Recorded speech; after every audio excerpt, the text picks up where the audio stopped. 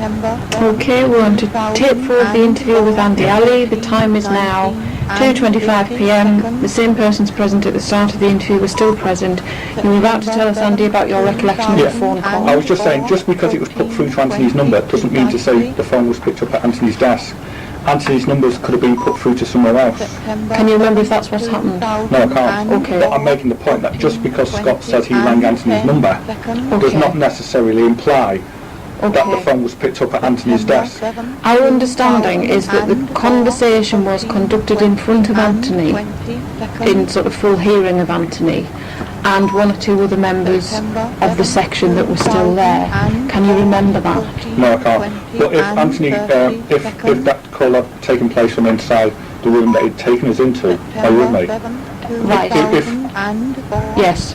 And that it would have been conducted from Anthony because I was in a private room with Anthony. Okay. The allegation is that Anthony found some of the comments and suggestions that you made in that conversation to Scott inappropriate insofar as they were sort of belittling him as your manager and suggesting he was holding up your transfer request, and that I don't know the exact words of the conversation, and I understand that Scott may have said to you that he didn't think it was the sort of conversation you should be conducting in public. Can you remember anything of that nature being said? No, and I point out to you that Anthony didn't put in the complaint at the time, neither did Scott put in the complaint at the time. Scott is the diversity officer. Surely if anybody's going to put in a complaint of that nature, it would have been Scott had that happened.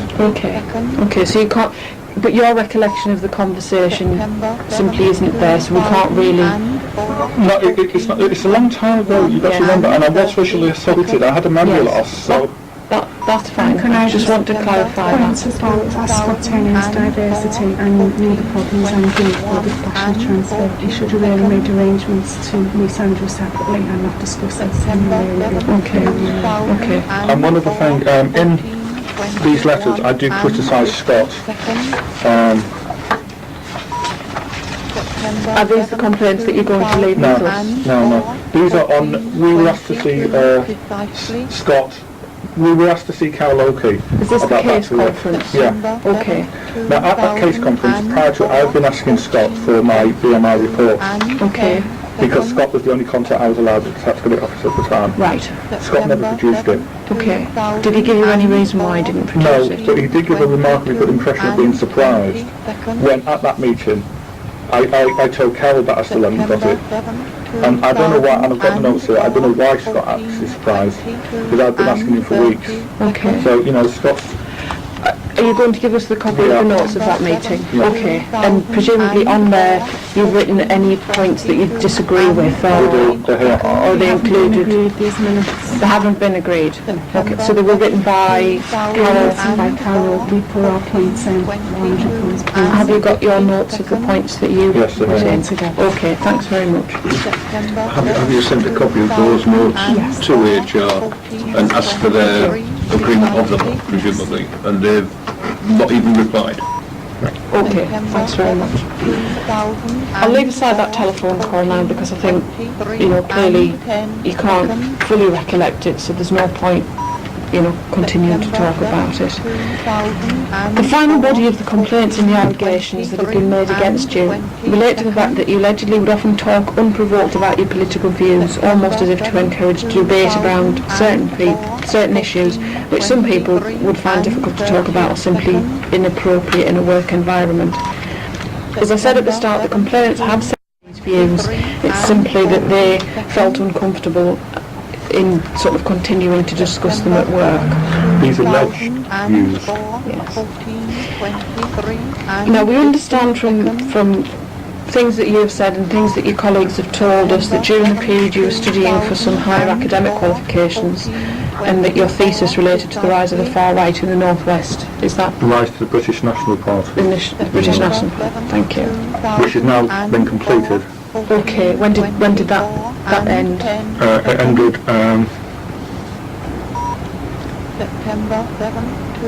just about the time it went off, actually.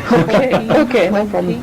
So that would be October that kind of... Right, yeah. We understand that as a result of the work you were doing on the thesis that you often had to attend the demonstrations for Exactly. your research, is that right? Yeah, and when I began this work, it was me not the other way around. We contacted my line manager discreetly. Was this Anthony No. at the time? No, this was, Okay. I think it was Jane Booth. It was at customer services anyway. Okay. And I said, I'm something along the lines of, I'm about to begin an MA dissertation looking at the British National Party. Okay.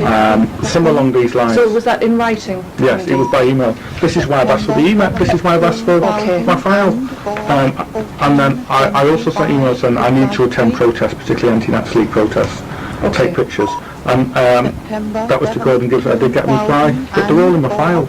Okay, so that reply will They'll be there. Yeah. And the reply from Gordon Gibson presumably gave you authority to go ahead with those studies. Did it put any restrictions on you? Yeah, but there are two restrictions which are reasonable restrictions.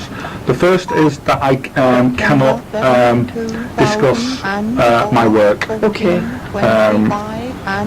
the civil service. Okay.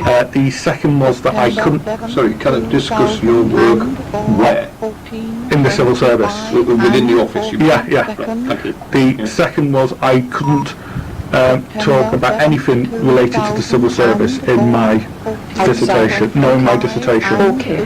which were reasonable. I expected as much, which is why I sent the email in the first place. Okay. Thanks very much.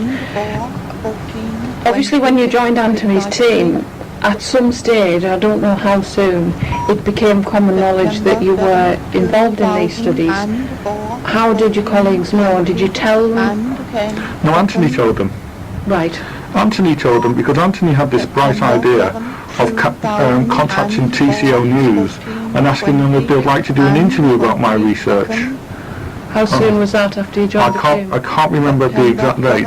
And was that with your permission? No, it wasn't at first. I mean, I wasn't against it, but I pointed out to Anthony that under the terms and conditions that they were giving me, I wasn't supposed to discuss it with anybody. And was this the first that your colleagues knew? As far as I can recall. You can't remember telling them yourself about the I didn't discuss it, I wasn't allowed to. Okay. Did you ever bring any documents relating to your thesis into work? No. No. Why would I want to show the people at work? You didn't give them to anyone to proofread, for example? You are joking. I have to ask the question. No, I didn't. Okay, thank you. And of course, if they did, if they'd like to quote to me some of my, what it was they proofread, and then compare it with my actual dissertation, I think you'll find that they'll be hard pressed to do so. Okay, thank you. We understand that I think it was during a PDR discussion with Anthony that you advised him you were writing an article about Saddam Hussein. That's right, yes, it Is was. that right? And I think at the time Anthony queried it with HR and advised you that you had to show him the completed article. The advice was that your manager had to see the completed article before it was published. Is that right? Yeah, that's right. Though I actually query whether they have the legal authority to do that. Okay. My work That's as the- academic. That was the advice advice he you were gave, given. yeah. Okay. Did you ever write that article? No, I didn't. Okay. And the interpretation given about it is misleading in the complaints. Right. What I told Anthony was that I was going to write an article on Saddam Hussein because I said Saddam Hussein had been misrepresented in the press. Okay. And the press I was talking about was the Arabic press Right. and some sections of the Asian press. And I was saying that in this press, for example, Al Jazeera, Saddam Hussein was at the time often portrayed as somebody who was a hero, who was great for standing up to the West, and was fantastic because he supported the Palestinian suicide bombers. That's how he was represented in the press at the time. Okay. I was going to do in the paper saying this is wrong. Saddam Hussein is not a hero. Okay. Saddam Hussein, is not somebody people should look up to. And Saddam Hussein's support for the Palestinian suicide bombers was appalling. These people are terrorists, and people like Saddam Hussein who support suicide bombers, should not be looked upon in any great light by anybody. That was the purpose of the thing. They completely missed that out deliberately. Do you think Anthony deliberately missed it out, or do you think he misunderstood the purpose of the article you were going to He write? deliberately misunderstood it. He deliberately. In your opinion, he was completely clear on the article that you intended to write? Very. Okay, thanks Andy. Have you ever written any articles of that nature that you need, or any articles that you did have to submit to management? No, No, I mean, I've done a few papers, obviously, Yes. on the British National Party because of my expertise. But, I mean, I'm not going to submit them to the civil service for their approval. I do not need the approval of the civil service to conduct my academic work. Okay. There are two conditions they are entitled by law, that I don't discuss it at work, Yes. and I do not mention anything about the civil service. Okay. Those are the only two conditions they are entitled by law. I'm not going to show them every article I'm writing. So my understanding is that the article that you were discussed with Anthony that you might be writing, my understanding is that the reason he was told by HR that he should see it is to ensure that there was nothing within that might reflect on the civil service. Is that correct? As far as I can't remember. Okay. I know you mentioned there was an article earlier that you'd written. Is that something you want to put forward now, or is that on a slightly different tack? It's claiming I've got dangerous political views as well. So I just want to give you an example of some of the articles I have been reading and the views. This, for example, is a paper called The Asian Image. Okay. There is also a paper called The Jewish Telegraph, which I've written too, and the editors will confirm this. So are these letters that you've submitted, do you know, is it like a reader's section? Yeah, in relation, yes, in relation to things that come on about the BNP. Okay. Can I give you this one? Okay, I'm quoting now from The Asian Image, dated February 2004. And it's titled MEP Stance on website is correct, and it's in relation to a far-right website called Red Watch, which I'm on, and which a number of other people, Asian, Jewish, black, white, English, anybody, liberals who have spoken out against the BNP. Can I just say, Andy, is this a website you've said that you're on? Is this that you've posted your details on, or have been put? No. Just for clarification. No, this is a website. The purpose of Red Watch is to intimidate anybody who speaks out against the BNP or any other far-right group. And MPs are on, academics like myself are on, anybody who's been working with the BNP. You can check for yourself, I'll give you the coordinates. Okay. Anyway, it says, this is what I've written. NEP stance on website is correct. As a postgraduate who has conducted extensive research on the British National Party and sites like Red Watch, I have to agree with Chris Davis, MEP Subcroft threat, that closing Red Watch down would be a mistake. Red Watch is undoubtedly a vile and extremist site, the purpose of which is to try and intimidate anybody who speaks out against groups like BNP, Combat 18 and the White Nationalist Party. But closing it down will create more problems than it would solve. For one, it would make it harder for the police to know who these extremists were and who they were targeting. Thus the police would not be able to warn people they were on a Nazi hit list and give them the chance to introduce safety measures. For another, the site would only appear under another name and still issue the same threats and death lists as people who run this site have made abundantly clear all too often in the past. It's quoted Andi Ali, BA Honours MA. You can have this one. Thank you. I've also done articles for the Jewish Telegraph claim, arguing that there's a lot of differences, a lot of tensions between Muslims and Jews, but there are also a lot of, there is a lot of similarities, and one of the similarities is both have to fear the rise of evil, nasty parties like the BNP, not only here, but in Europe, and Muslims and Jews need to stop fighting with each other and settle their difference peacefully, because there is not least because there is a great threat from far-right groups. But none of the articles that you have written contravene the guidance that you've been given and the restrictions, or the two restrictions that were placed upon you? No, because there's no mention of the civil service there. Okay. And I'm not discussing that work, that's my academic work outside. Okay.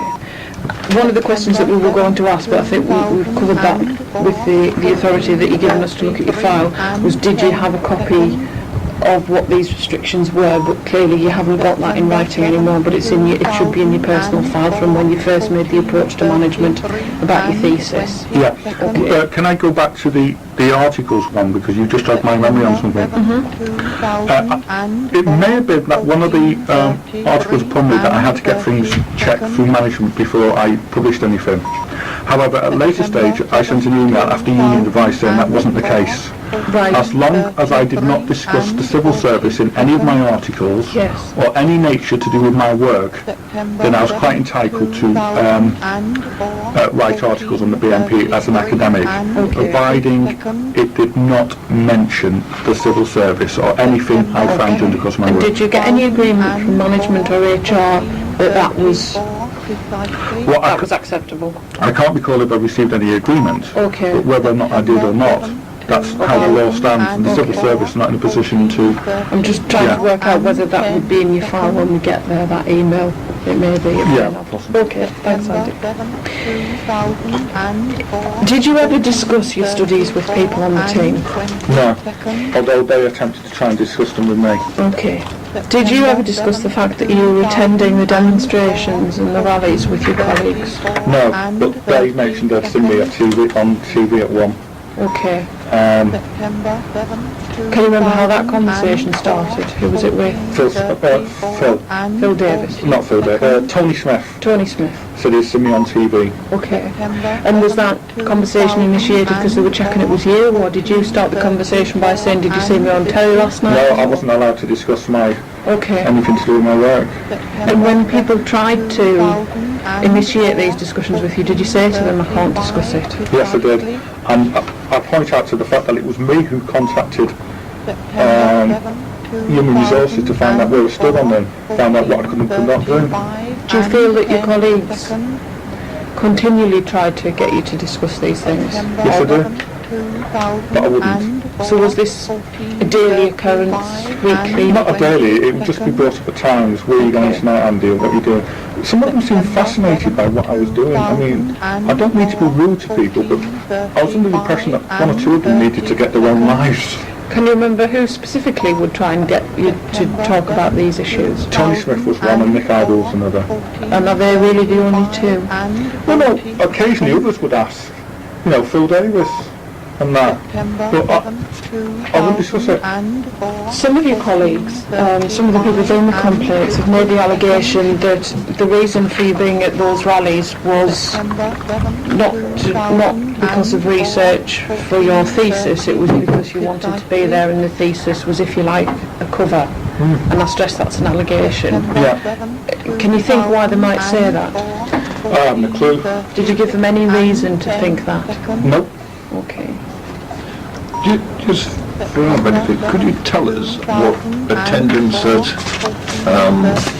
whatever sort of a rally in a academic capacity would consist of? It depends on who the academic was and what rally it was. Obviously, the academic we're referring to is yourself. Well, when you have the rallies, when you have far-right rallies, there's always a police presence, which makes it relatively safe for you to try and interview people. It also means you can take pictures, or what I'm doing now after the assault. Since the assault, I'm filming everything now.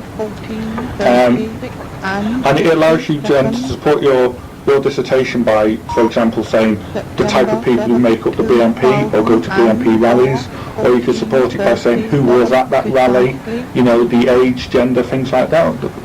The normal academic.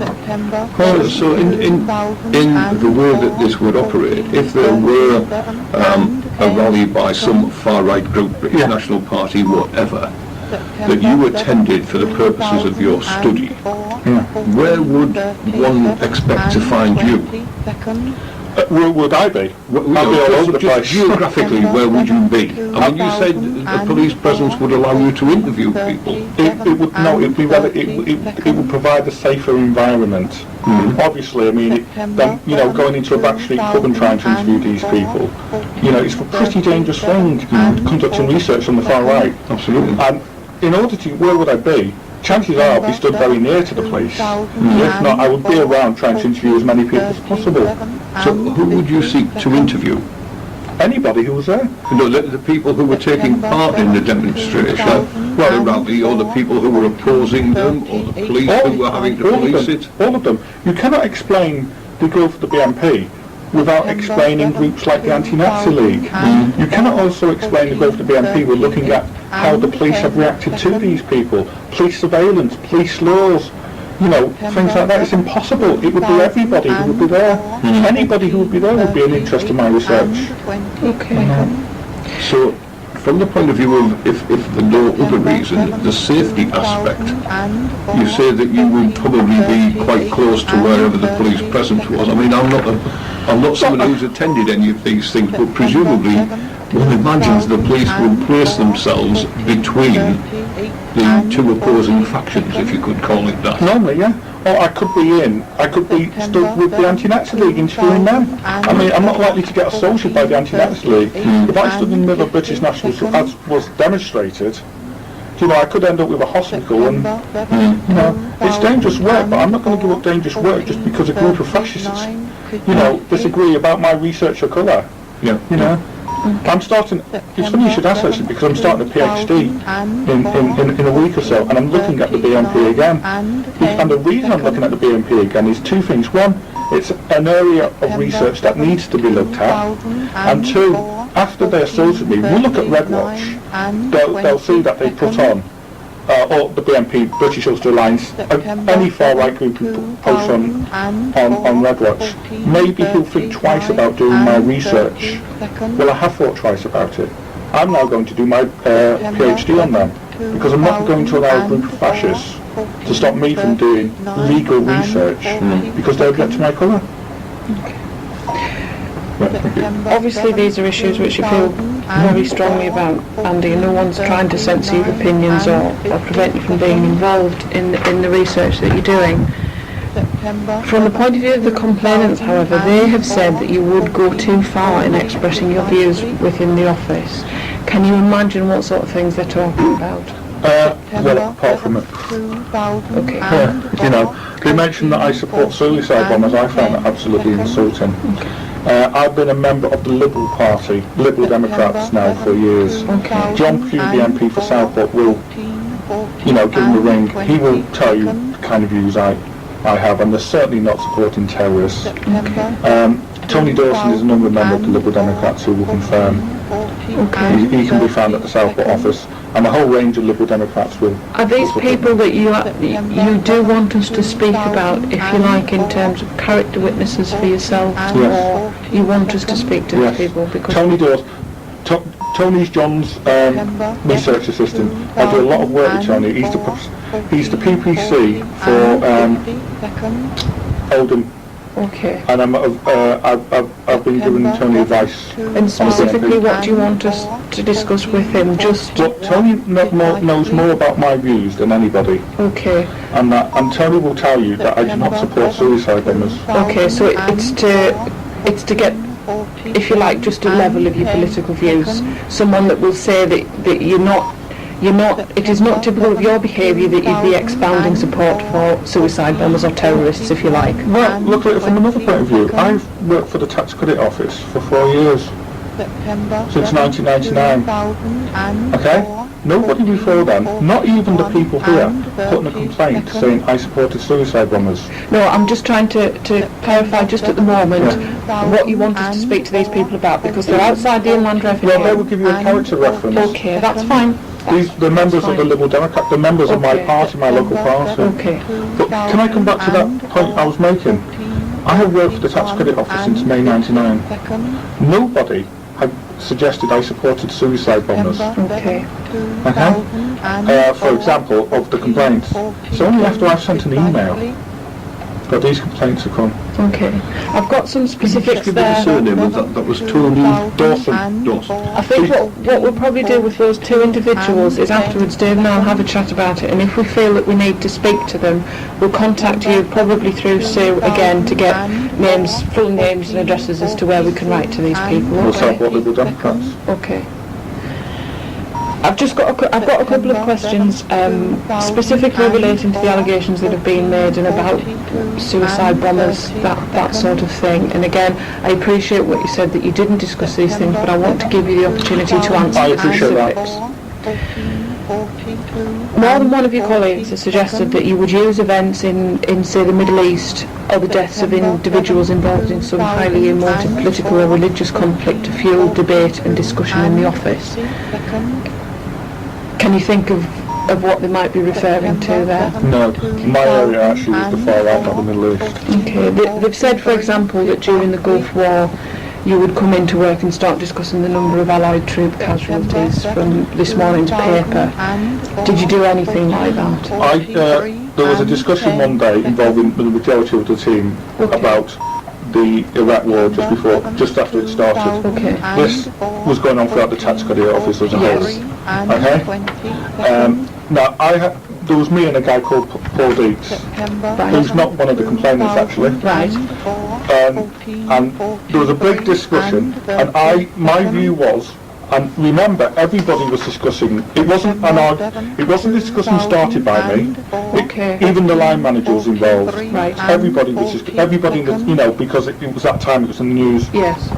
And I joined in the conversation, which was started before I came in. And I joined in the conversation and was asked my view and where I stood on the war.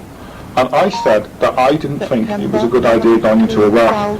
I'm 100% behind the war of terror.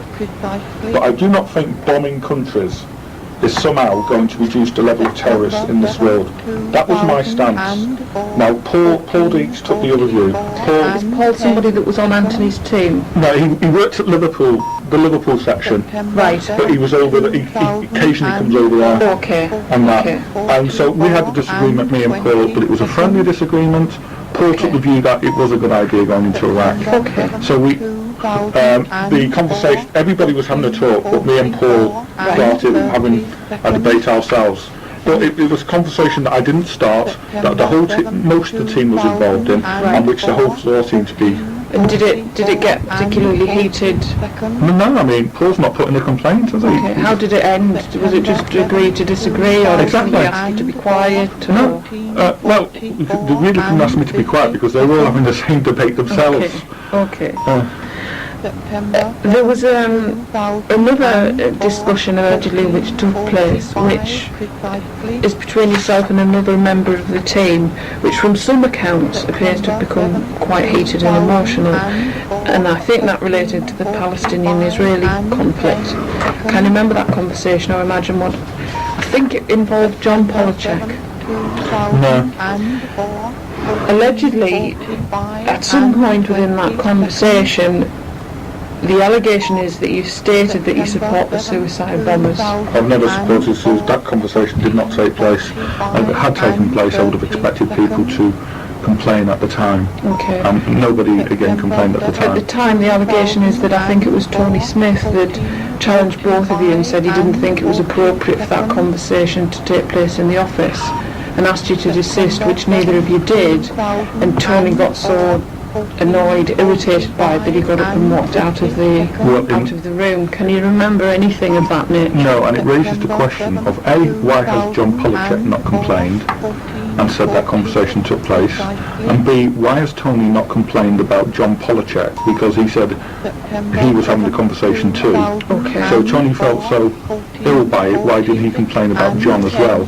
And three, if Tony felt so ill at the time, then I come back to the obvious, why didn't he complain at the time?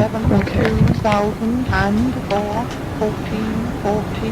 Can I just mention one point? It might be relevant. That's okay. I went to a customer service away day. I'll just push the microphone over. I went to a customer service away day, and while it was nothing to do with Iraq at the time, it was last year, or that was 18 months ago, there was quite a lot of discrimination about people from Ireland, and lots of views were going on there of how they thought the war and Irish people should be lined up and shot.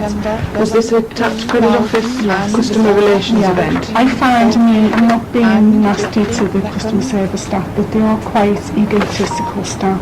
They're all in an area where they're all open for promotion, so that they all try. This is the team that Andy was on when these complaints have been raised. This is the whole of customer service, yeah. They had an away day for all the teams together, and I attended this, and I just found most of the customer service staff are quite egotistical. So are you saying that you feel that on the particular section or area of work that we're talking about, that people have particularly strong or opinionated views that you perhaps wouldn't find elsewhere in the department from your PCS point of view? And my own point of view as well. Okay, thank you. Can I also draw your attention to, although nobody had complained about me on section at that stage, there was disagreement between Tony and Saima. Saima. the Asian girl, I can't remember, That's okay. which resulted in both of them being taken in the office by Janet Cunningham. Okay. So the picture they all paint of a lovely harmonious team is not an accurate one. Okay. As a member of that team, do you know what that was about, or what the upshot was, or? I got the feeling, because I was at the time, although I was on that scene, I was at customer services, I only had to report in the morning. Okay. But I got the feeling that Tony Smith had done something to annoy Simon. Okay. And And that was round about what time? well, I can't remember the exact date, but it was before I went off. It was before you went off. Okay. But Janet Cunningham took them in the office, so Janet would know surely. So you feel that there were other management issues or sort of colleague issues going on within the team at the time? Well, I know there was a sort of stuff. Okay. Okay. Just before we conclude this a bit about the discussion of the Palestinian and Israeli conflict, where you're alleged to have had a conversation which some people saw as heated and some people didn't, with John Polachek. Would you be surprised to learn that John Polachek recalls the discussion and also recalls that it didn't leave him upset and that he was, and his relationships with you were exactly the same following the conversation? So John Polachek has a very good recollection of the conversation taking place, although his recollection isn't that the conversation became heated. No, John Polachek, as I understand it, is sitting at the same table as most of the complainants. I understand that at the time yourself and John Polachek sat back to back. We did. And you turned your chairs round and had this conversation about the whole question of the Arab-Israeli conflict. But it's not a debate I can recall, and I certainly wouldn't say I supported suicide bombers. But you can't even remember a conversation that anybody could have attributed that comment to. No. And if such a statement had been made, surely people would have complained at the time. Including, I may add, the C2, Kay Cunliffe, who sat not so far from me. Okay. But presumably not constantly. Well, no, but other people did, other managers did. Yeah. It's ironic that all these things are going on, according to these people, and none of the managers have said anything.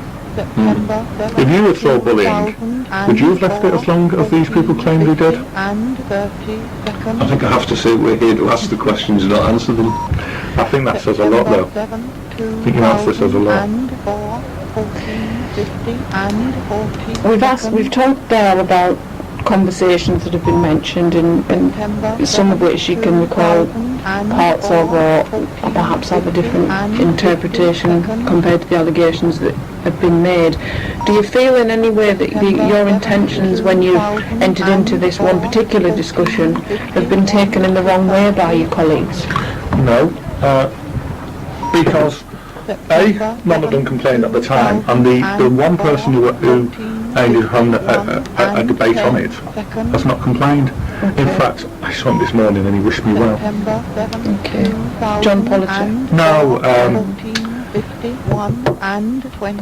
Paul Deeks. Okay, thank you. Have you ever been offended by comments, political or religious, which colleagues have made to you? Certainly. Well, not what they made to me, what they've written down. I'm offended by all of these comments. What I'm trying to get at is, was there a culture of discussing issues like this regularly within the team? I don't know, you've got to remember that most of the time at this time I wasn't even out. A lot of the time I was down at customer services. Okay. Okay, thanks very much. That's the end of the specific allegations which have been made about you. Can I just ask one more question? Dave. This one hopefully is a fairly straightforward one. One can have discussions in an office and it's never quite certain who overhears these discussions and who doesn't, who eavesdrops and who doesn't. But certain things are pretty well apparent even to the point of being difficult to have not noticed them. Were there ever occasions that you wore anything other than your normal clothes to work? everything I wore was my normal clothes. But what does normal clothes mean? Anything in the way of headgear? No, I wore a Arabic headgear once. Was there a purpose for that? Yes, I'm a quarter Arabic. Well, Why shouldn't I? Did it initiate are any you only a discussion? quarter Arabic on certain days of the year, or are you a quarter Arabic all of the time? Well, I was born a quarter Arabic, and you can't tell now, you can't just do it. No, I don't mean that. Did it initiate any discussion within the office? Well, somebody said that's a nice scarf you're wearing, I think. Something like Did that. anyone ask why you'd chosen to wear the headdress on that particular day? Oh, God, well, he might have done. I can't recall. But he would have been told, I'm a quarter Arabic on my grandmother's side. Why should I not wear an Arabic headscarf? I'm not suggesting what you should or you shouldn't wear. All I am asking is that on a particular occasion, or more than one occasion, you wore an Arab headdress to work, and I would have thought it would have been most unusual if nobody had commented whatsoever. I might have done. I can't recall. But there was no specific purpose for you to have worn that headdress on that particular day, rather than any other day or any other headgear. Right, thank you. Apart from the fact that it's part of my custom, my heritage. And that is the answer that you would have given them had anyone queried the reason for you coming into work dressed in that way. Yeah, it's part of my heritage. What other reason would I give them? I mean, I wear jeans, you know, because I'm also English, you know. I've got Pakistani blood in me. I wear a Pakistani shirt sometimes. I wear an English football shirt sometimes. Just to clarify for your benefit, the reason that Dave's asked that question is that it has been cited by a number of people. It wasn't specifically in the allegations, but in the course of discussing with them, they cited it as an example of when you would initiate these discussions, because they asked you why you were wearing it, and the suggestion is that you said to them you were wearing it because it commemorated a particular event in the Palestinian-Israeli conflict, or the death of a particular I think it was said Islamic to have leader. been some particular atrocity. Obviously you have no recollection of that. I can't even think what atrocity they're talking about, to be honest. I mean, I don't think there were any... I don't think we're in it. Yeah, I mean, I can't think why I'd wear a scarf. You know, I don't see how a scarf would commemorate some atrocity. Well, it could be. I just can't think of any, to be honest. The suggestion has been made that it was worn on a particular day within the Islamic calendar that is used to commemorate the death of, I don't know what the circumstances were, but it was tied in to the allegations that were made about you making sort of overtly political or religious comments about certain events. So, well, I happen to be a Christian, not a Muslim. Okay. But no, in fact, I'm not very well versed on the Islamic calendar at all. So as far as you were concerned, it was just something that you did occasionally. As you say, you might wear a football shirt or not wear a football shirt. Yeah, I mean, have a look at the pictures of me. I mean, I am a member of the Liberal Democrats, and my seeing as we seem to be coming to the Palestinian Israel a lot, disputes a lot. Let me give you my position on that. My position on the Israeli-Palestinian issue is that both sides need to stop fighting and come together. I think the extremists on both sides are running the show at the moment, which is no good for anybody. I think there ought to be a strong Israeli state as well as a strong and viable Palestinian state. That is the position of the Liberal Democrats, and that is a position that I have supported all along, as you'll see when you ring people up. The idea that just because you go to, like, I've been on a pro-Palestinian march, I've been on a pro-Israeli march, because I believe both groups. I've also done a lot of work with I'm a member of the Liberal Friends of Israel, and also the Liberal Friends of Palestine, because I believe you can be both. That's my position. That's not an extremist view. Okay, thanks very much. That's all of the questions that we have on specific allegations which have been made about you. I know there are things that you want to mention, specific documents you might want to raise with us. So I'd like to give you that opportunity now to mention those to us. Okay, before we were talking about, Dave asked whether we had contacted Human Resources to follow up on my request for data protection. We couldn't find the email before. Here's an email that Sue's found, and it's dated to Gordon Gibson the 1st of June. Right, thank you. Right, okay. Okay, can you read it out? Yes, it's an email from Gordon Gibson to Sue Downey on the 1st of June 2004, which says, Sue, I really need to speak to you regarding Andy Ali. Sorry that we missed each other today. Regards, Gordon Gibson. And then manuscript at the bottom, which I assume is Sue's handwriting, rang on the 2nd of June, Wednesday to Gordon, and Gordon's statement was, in inverted commas, it is in hand, but will be a few more weeks. And I presume by that Gordon is referring to the subject access request being in hand. Okay, thank you. The second thing is, when I've asked for my documentation, when I went to see the nurse in December, and the nurse showed me that report saying that I was dangerous political views, along those lines. Can I just check who wrote this report? Because we Jackie haven't seen it. Jackie Pye, who was... Well, I'll come back to who she was, and it is important. Okay. Okay, but when I asked for that report, the nurse wouldn't give it me because she wasn't allowed to. But when I got it, it was a made down version. This is it. I'll give you a copy of this. Okay, which means that somebody has been tampering with my file. Now, if they've been tampering with my file over reports from C1s, I'm now concerned about what else in my sub-file and personnel records has been tampered with. Can I just clarify that? You said that when you went for your meeting with the BMI nurse in December, you asked to see your papers. No, what you said was you asked to see your papers and she wouldn't let you see them. And then you say that when you got hold of a copy of it, it said a watered down version of what was there with the nurse on that day. It can't be both. Sorry. Let me explain. When I went to see the nurse,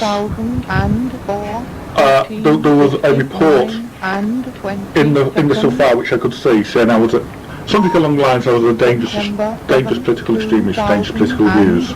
When you say you were able to see, did you ask for this, or did the nurse say No, the nurse was going through my records and I saw it, so I asked if I could read it. Right. Okay. Then I asked the nurse for that report there and then, but she said she couldn't give it me there and then. Right. So I asked. We asked later on for the report. We asked for it later. When I say report, this one piece of paper. And when I got it, this is not the letter that I read then. This is a watered down version. Right. Okay? Right. So I'm concerned, if they've been watering down or tampering with this, and somebody must have been, then what else in my sub-file and personal records has been tampered with? That particular occasion when you had the meeting with the BMI nurse, can you remember anything else about that meeting? Did anybody else intervene? No. Nobody else entered the room? Not so I can recall. This has gone back quite a long time. In respect of what you said about your file, I just want to make it clear, we'll go through the authority letter that we're going to ask you to sign, but when we access, I don't know, I suspect it's probably going to be easier if we go to your HR section to look at it rather than risk it being sent tax post up to Newcastle or to Bishop Office. But we will pull out of it what we think is relevant to the report. We won't be able to just hand it over to you. But what I will do is mention to Carol Oakey that there is this issue of a DPA request that you put in, and from what we've been told, it hasn't been answered. I can't force her to answer it, but I'll suggest that she has a look into that and sees why. So I won't be able to get the file and give you it. I'll be able to get the file and get out what we think we need. But we will bring it up with the HR. Okay, but the point I'm making is, I've got concerns that my file has Certainly, been and tampered we will with include on my that, personal as records. well as within the transcript, we will include that comment of yours within the main body of the report. Excellent. Coming back to the complaints now, so I have complaints. Yes. Okay, can I read the first one? Please. Right, it says, to whom it may concern us. I would like to submit a complaint regarding Human Resources Department at the Tax Credit Office. I put in a request for all records held under me under the Data Protection Act in May 2004. To date, I have not received these records. Under the Data Protection Act, this is unlawful. I believe the reason my records are being withheld is because they contain proof that my ex-line manager was manipulating statistics and reports in order to make the section appear as though it was performing better than it was. I also believe they are being withheld because they show that my work performance and my team's view of me was a lot different to that which has been portrayed. I also believe they are being withheld to cover up a report Jackie Pye wrote about me, which is both untrue and insulting. This is the second one. To whom it may concern. I would like to submit a complaint regarding Anthony Stansfield, who at the time was my bandee, also Nick Ivel, Tony Smith, Phil Davis and Tim Smith, who worked on my team. These people have conspired together to put in false and malicious allegations concerning me because of an email I sent to Anthony Stansfield stating that Anthony was manipulating evidence in order to make the team look as though it was performing better than it was. The allegations as above were submitted 3 months after my complaint and 1 month after Anthony called me to a meeting and told me that if I dropped a complaint I would receive an excellent appraisal. The last one I'm going to hold for a minute. I'd like to bring this up last, after everything else is finished, if I may. Okay. What will happen with these complaints is tomorrow when I get into the office I will submit them to Karaoke and I'll copy, she's on leave, I'll copy you into, presumably someone picks up off the post, I'll copy you into the letter so that the cover letter so that you can see they've gone off. It will be up to, I mean one of the complaints relates to the department that Carol runs, so chances are she's going to have to pass it further up the chain. It may be that they decide, once we've seen the third complaint, to look at your three complaints separately. It may be that they decide that elements of your complaints, such as why these 5 people have all complained now, they might decide for the decision maker to deal with that as part of this investigation. But I suspect that the DPA issue is a procedural issue. Why have they not followed the procedure, allegedly? Someone may have to look at that separately. The issue, looking at this second complaint, what we might decide is to leave the issue of